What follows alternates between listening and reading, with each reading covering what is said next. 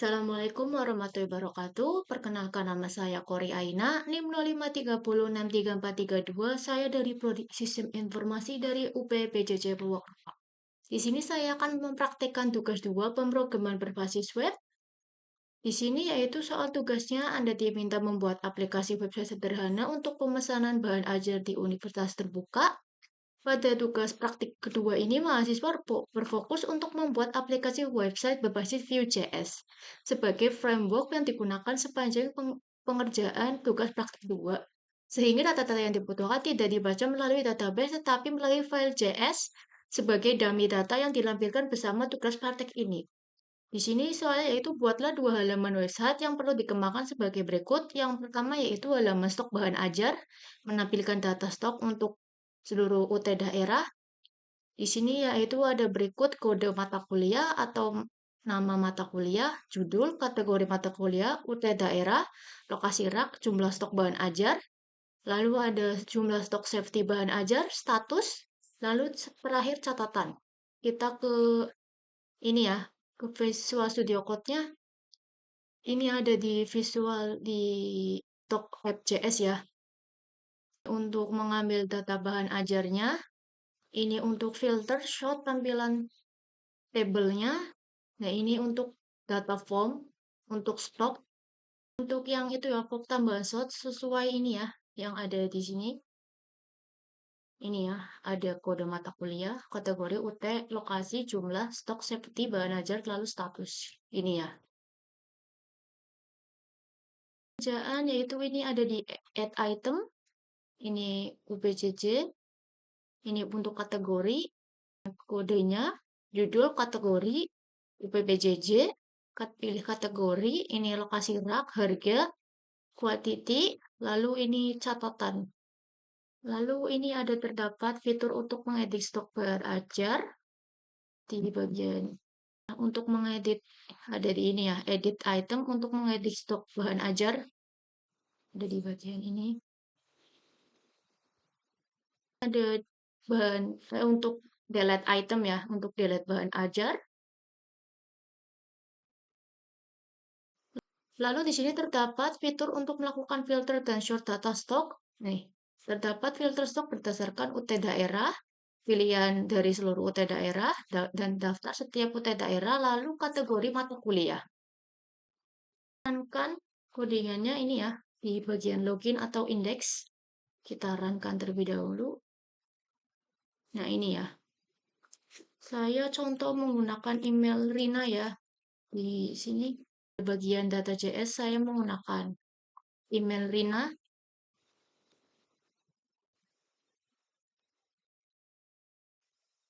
Lalu passwordnya Rina123.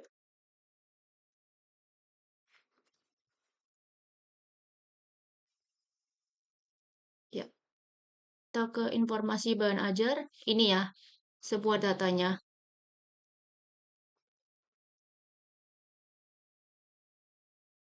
Di data bahan ajar, ini ya. Semua datanya yang ini.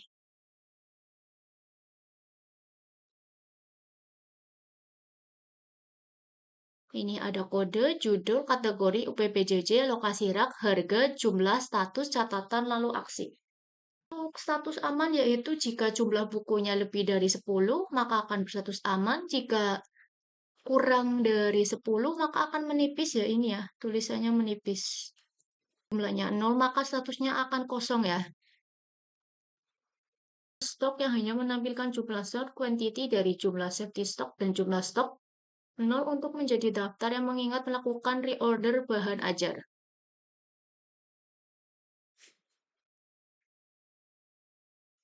Ini ya, jika maksudnya ini ya terdapat tampilan stok menipis atau kita ini ya difilterkan.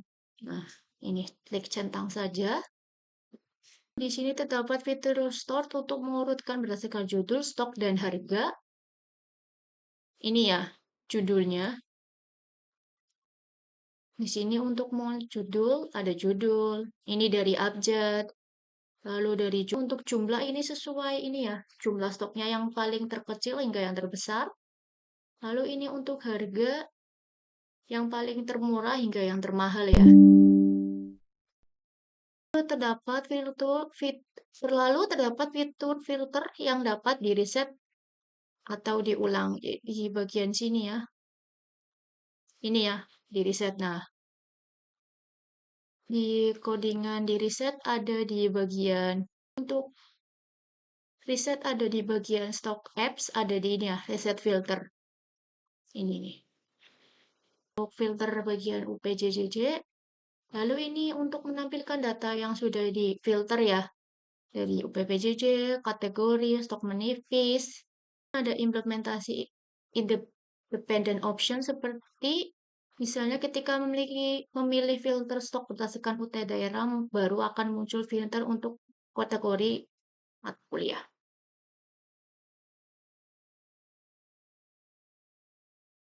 Di sini ya, kita harus memilih UPJJ-nya terlebih dahulu ya. Ini seperti ya Jakarta. Nah ini Jakarta, Padang. Nah kalau Padang kita belum menambahkan di Surabaya ya ini. Lalu menampilkan status stok bahan ajar ya. Memberi status aman untuk menggunakan simbol dan memberi tanda kesan aman maupun teks berwarna hijau. Memberikan status menipis dengan menggunakan kesan adanya warning ataupun teks berwarna orange. Lalu untuk memberi status kosong dengan menggunakan simbol atau memberikan kesan adanya bahaya dengan warna merah ya. Bagian ini pada codingan kosong maka akan 0 maka akan return-nya kosong, lalu ininya menipis. Di sini untuk item safety-nya adalah 10 ya ini ya.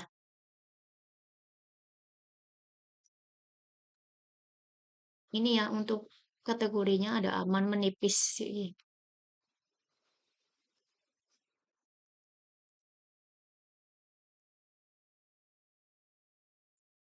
Lalu terdapat fitur untuk menambahkan data bahan ajar baru melalui formulir kecil dan melakukan validasi sederhana untuk setiap data field.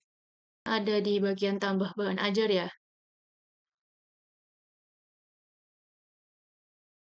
Bagian add item ya ini.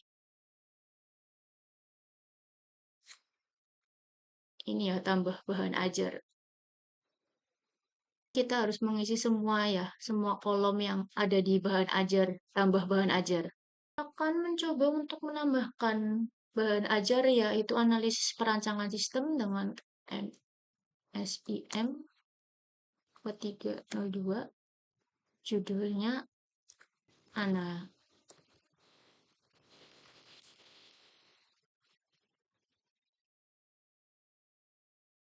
Lalu kita pilih kategori, misalnya ini MK wajib ya, Jakarta, lokasi rak, nah, 70.000, jumlahnya kita masukkan 20. Di sini edisi 2023 ya, contohan. Di sini contoh saja lalu kita simpan. Nah, ini ya. Di sini analis perancangan sistem sudah muncul ya. Di sini saya memasukkan stok jumlahnya yaitu 20 di atas aman ya. Lalu kita coba edit jika stoknya lebih dari kurang dari 10. Di sini saya coba 8. Berubah. Nah, maka di sini akan stoknya menipis ya. Edit lagi, saya akan mengubah lagi menjadi 0 ya, stok kosong. Oke. Nah, di sini akan muncul statusnya kosong ya. Oke, nomor 2 lalu ada tracking delivery order. Halaman ini menampilkan halaman untuk tracking status pengiriman TO bahan ajar seperti tugas praktik 1, tetapi di sini perlu menerapkan penggunaan framework Vue.js. Bagian tracking ini ada di bagian tracking HTML ya. Ini ya, tracking. Bagian ini ya, pada di sini pada bagian detail paket ya ini. Vue Node.js ini di sini menarikkan ini ya, VIF. Lalu di sini ada V4 ya, ini V4. Pengulangan ya. Lalu Selanjutnya, terdapat fitur untuk menambahkan input delivery order yang baru.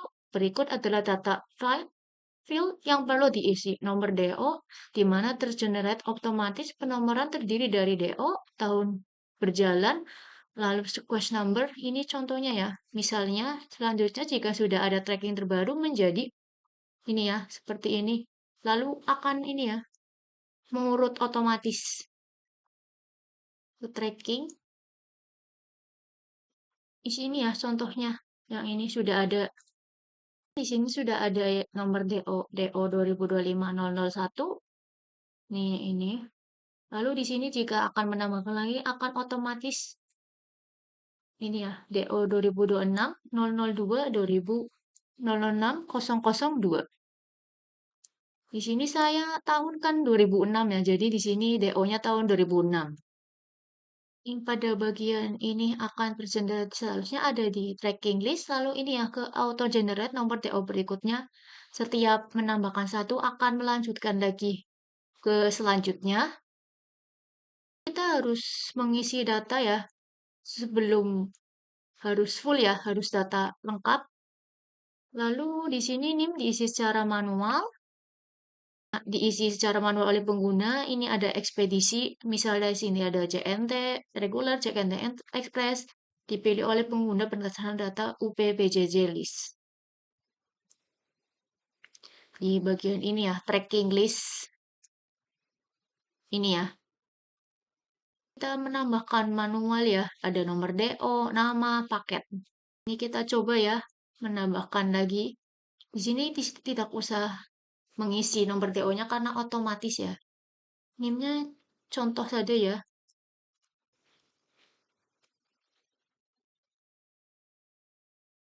Nama. Lalu kita pilih ekspedisi, kita pilih yang ekspres saja. Paket bahan ajarnya ini ya. Nama paket bahan ajar terdapat di ini ya data bahan ajar. Ini ya, ada paket IPA, IPS dasar, IPA dasar.